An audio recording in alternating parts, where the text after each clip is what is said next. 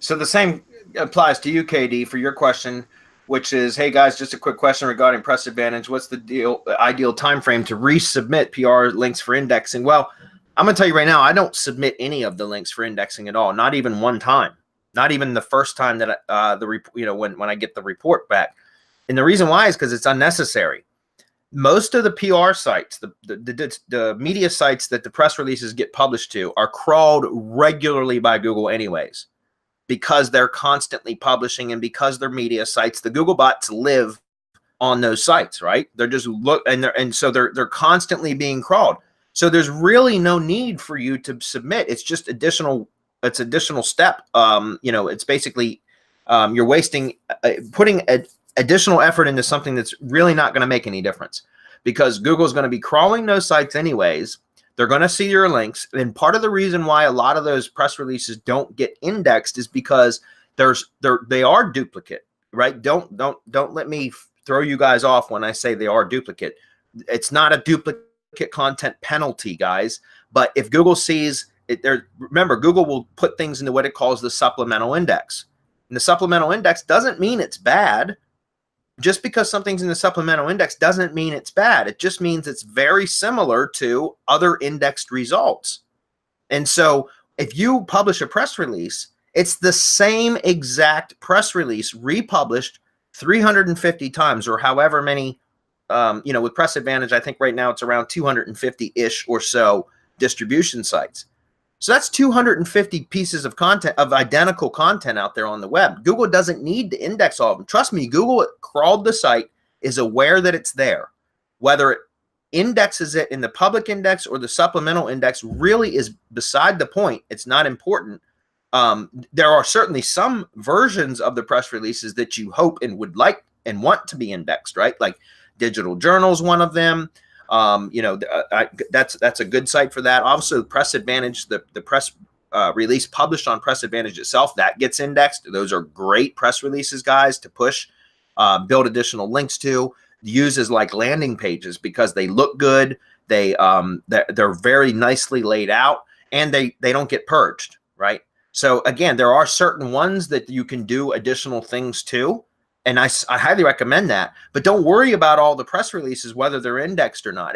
Because, again, Google's aware that they're there. And if you have links pointing from them, or NAP mentions, name, address, phone number mentions, another thing is called co-citation, right? All of those things occur because Google's aware that it's out there. Whether or not it's indexed or not shouldn't make a difference, is my point.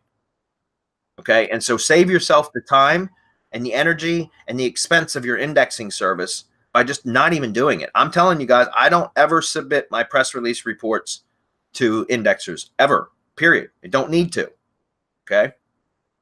Having said that, our Dedia, we have a Dedia, offers an indexing service where he's getting 60 to 70% indexing rate. So if you're a stickler for indexing, you can get your stuff indexed.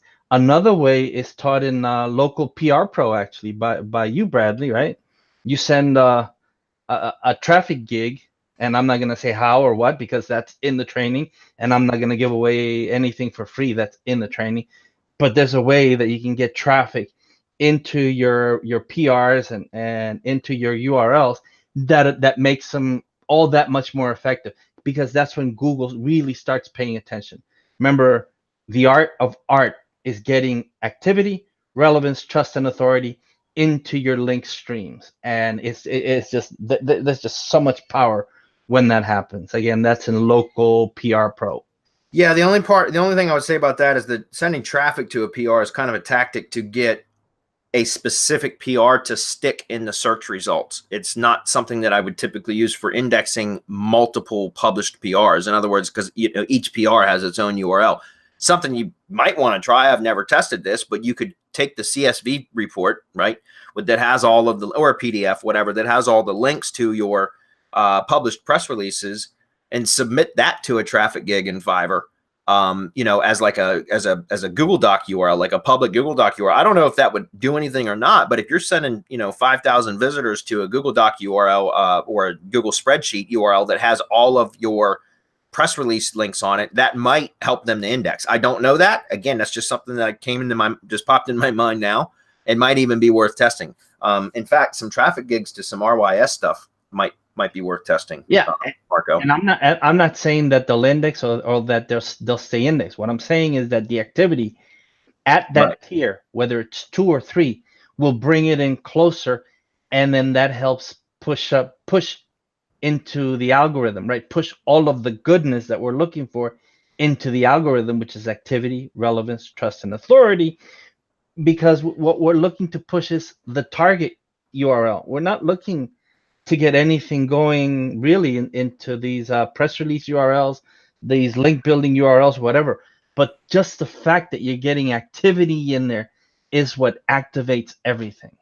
There you go.